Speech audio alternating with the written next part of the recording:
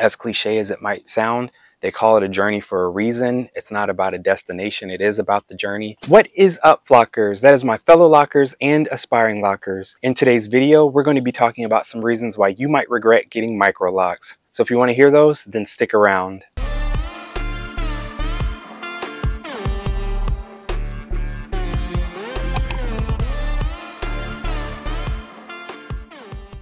Alright, the first thing that is on my list of reasons why you might regret getting Microlocs or Sisterlocks is if you are the type that may not be the best at sticking to a schedule, which in turn means that you're not great at keeping up with your maintenance. Now, what I mean by that is just, especially in the very beginning of your Microloc or Sisterlock journey, it's very important that you stick to some sort of schedule, whether it be 4 weeks, 6 weeks, 8 weeks when it comes to your reties. And as you progress in your lock journey, then maybe you can stretch that out a little further. But I think a mistake that some people make a little bit too early on is that they want to stretch it out, because who doesn't want to do maintenance less often than not? So if you can stretch it out for 6 weeks instead of 4 weeks, or stretch it out to 8 weeks instead of 6 weeks, who isn't going to want to do that?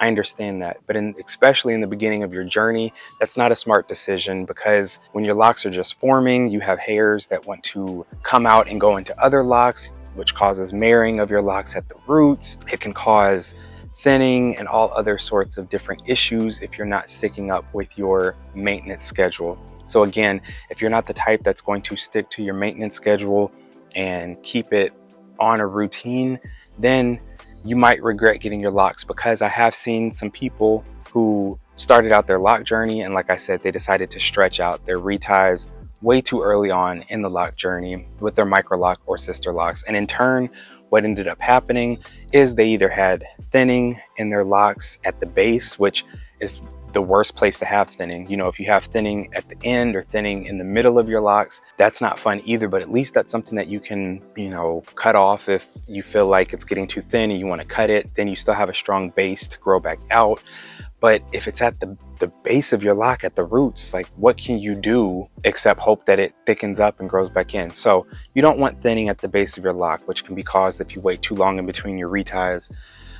You don't want serious marring. Now, there's nothing foreign or out of pocket with having to pop your locks sometimes and separate your locks. But if you're allowing your locks to marry so much at the roots that when it is time to go in and pop them or do maintenance, that you're having to take scissors to separate your locks every single time. And I'm not talking about when you retie and maybe you've accidentally retied 2 locks together and maybe you have to take some scissors to carefully separate them. I'm talking about when your hair is naturally marrying itself and you have a situation where your locks are stuck together and it's so bad that you can't just pull them apart. You're having to actually go in with some scissors and do some surgery to get those locks apart. What that causes, again, is you end up having a weak base, because you're having to cut into your locks, and maybe hairs that have no business being cut end up getting cut. You could accidentally cut an entire lock off at the base. So there's a lot of things that go into it and that factor into it. You could definitely have regrets about getting Microlocs or Sisterlocks if you don't stick up with your schedule and if you allow these certain things to happen. Now, are there going to be anomalies out there that are able to, from the very beginning, go 8-10 weeks? Well, I don't know. There's probably always that one person that is out there that is like, from day one, I went 12 weeks without retightening my hair and I'm just fine. That person probably exists out there. But for the majority of people, it's not the way it works. It's not the way the hair and all that stuff grows. And so to be on the safe side, I would say if you're in the first year of your lock journey, make sure that you are sticking to a schedule. Again, I'm not saying you need to go every 3 weeks and get your hair retightened. I'm not saying every 4 weeks, but you do need to stick to a schedule that's not too drawn out and that your hair is not marrying together at the roots, that you're not having all these issues that come along with letting your hair go too long without a retie. Now, I'm personally on week 7 right now, and it is time for me to retie my hair. That's actually something that I need to go ahead and do. Not for reasons of, like I said, I'm not worried about thinning or anything like that. I don't have anything like that. I just know that the longer I wait to do my retie, the longer it's going to take to do the retie. And that's another reason, you know, if you're doing it yourself, okay, fine. But if you're going to a loctician or have someone else that you're paying to do your hair, just know that there are locticians and even people who might not be certified locticians, but people that are going to do your hair that will charge you more if they're having to spend extra time doing your hair because you've got, you know, 4 extra weeks of regrowth than you should have had, you know, if they told you to come back in 5 weeks and you waited 9 weeks. So now it's taking them twice as long to do the rotations on one lock as opposed to before. So now your retie session went from 3 hours to now 4, 5, 5.5 hours. So you have to realize that you're paying for people's time and their work. And so that's also another thing that you have to keep in mind when you go too long in between your reties, that it could affect that. And there's a lot of locticians that are going to charge accordingly for having to do repair work. So if you have damaged your locks because of those reasons that I said, you know, you have thinning, you have combined locks where they're joining together, that's extra time and effort that the loctician's having to take to fix those issues. So they're going to charge accordingly and charge you for those services as well. The second thing on my list of why you might regret having Microlocs or Sisterlocks is the cost possibly being as much as it costs to be a loose natural. Now, you say, well, how is that? One of the benefits that everybody talks about is that it's so much cheaper than being a loose natural. All of this is subjective. It depends on the person.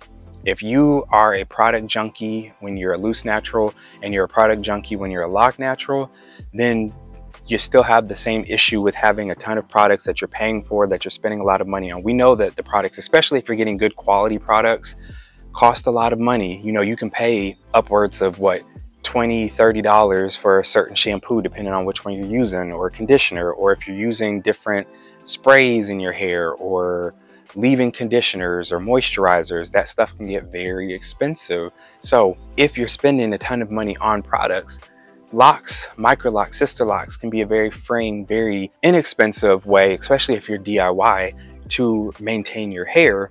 But if you're spending a ton of money in products, it kind of defeats the purpose of bringing that price down. And also, if we're just keeping it 100, the price of maintenance, like I said, if you're doing it yourself and you're not a product junkie buying a bunch of products, then you can keep the price down to a very low minimal cost, or if you're making your own products. Now, if you are going to someone to get them to retie your hair, that can get very expensive. And it varies between loctician, it varies on location and all that stuff. Some people may only charge you $150 for a retie. Some people may charge you $300, $400, $500. Again, depends on the person, it depends on the length of your hair, it depends on how long you go in between your reties, it depends on density of your hair. Like, there's so many things and factors that play in.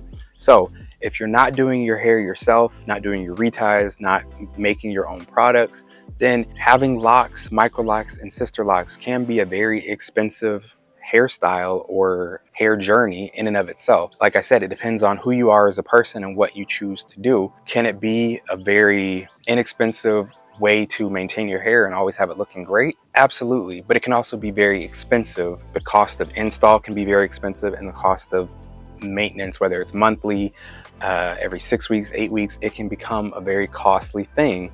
So that's something to take into account, and a reason that some people might regret having their Locs because of the reasons that I've named. The reasons that you have to go and have someone else do it because you don't want to do it yourself, or you just don't know how to do it yourself. The third thing on my list that I have of reasons why you may have regrets about getting Microlocs or Sisterlocks is for those individuals that have instant gratification needs. If you have a need to see instant results and gratification, then you're probably going to regret having Locs, Microlocs, Sisterlocks, possibly Locs in general, because it's not one of those things overnight, unless you do instant locks, which is a possibility. But even with instant locks, as I've talked about on a couple of other videos that I've made on my channel, instant locks, yes, they do look like locks on day one, but they still go through the stages. You still have swelling, you still have maturing, you still have shrinkage, and it still takes time before you start seeing your hair to grow down. And it's no different when it comes to Microlocs and Sisterlocks. You're going to go through a period and a phase where your hair just does not look the way that maybe you thought it was going to, or the way that your lock crushes locks look. You know, you're looking at 2, 5, 10 years into their journey and seeing how beautiful their locks are and how long they are and how they're just laid and all that stuff. And then you look at your hair and you're like, but wait, why are my locks sticking up in different directions? Why are my locks not laying down flat? Why are my locks not dropping? Why don't they have the weight to them? Why don't they have the desired look? Why are they fuzzy? Why are they doing this? Why are they doing that? That is a reality when it comes to having Microlocs and Sisterlocks. In the beginning, especially the very beginning, when your locks start to change and mature, regardless of the starter method, whether you have braid locks like me, whether you do interlocking, the Sisterlock interlocking method, or you're doing a 2-strand twist to start, even those that have done comb coils with their Microlocs, no matter what your starter method is, you're going to go through stages. Some people call it the ugly phases. Some people call it the unruly phases. It's just a phase. It's a part of the lock journey, regardless. Whatever you want to call it, that's fine. That's on you. You're allowed to call your phase what you want to. If you want to call it the ugly phase, go on and call it the ugly phase, because maybe you feel like it's ugly. I'm not here to tell you to speak words of affirmation over your hair. You can do that if you want. It's a beautiful thing. But if you just feel like the ugly, okay, cool, whatever. But I will tell you that everybody goes through it. You're not going to get instant gratification overnight, but I promise you, if you stick through it, there will be gratification, and it is going to be worth it. But if you're looking for day one or month one gratification, and that your locks are going to be down your back and flowy and have the weight to them and the drop, they're just not. You know, maybe you've got bra strap length hair when you first install them, and within 2 weeks, those things start creeping up and they're leaving your bra strap and coming up to the nape of your neck. And you're like, how is this? When I pull them, my hair stretches all the way down here, but when I let go, it's all the way back up here. Yes, that is part of it. And they are probably going to stay short for a long time as they are doing what they do as they're maturing, and then they will start to drop and grow down. But for some people, it can take multiple years before you start seeing the length to come back. So the lock journey, as cliche as it might sound, they call it a journey for a reason. It's not about a destination. It is about the journey, because you have to learn to love and accept your locks along the way. Otherwise, you're going to be miserable, because the whole time, every day, you're going to be sitting there wanting more, thinking about what your locks are going to look like in the future. And it's nothing wrong with, you know, having aspirations and desires and wanting to know what your locks are going to look like 5 years down the road and whatnot. As I say in a lot of my videos, you may spend so much time thinking about what could be, what will be, that you're not living in the now and experiencing and enjoying your locks in the day and in the now. To each their own. If you found this video helpful, make sure to drop down and hit the like button, and also hit the subscribe button so that you can join the flock. And also drop down in the comment section and let me know your thoughts on this. Let me know if there's any other regrets that you can think of if you're already part of the Sisterlock or Microloc community, or the lock community in general, and you just think like, oh, here's another point that you missed, D. I love conversation. I love to get it popping in the comments. So go ahead and drop down there and do that. And before you go anywhere, check out some of the other videos that have popped up on the screen. I'll see you there.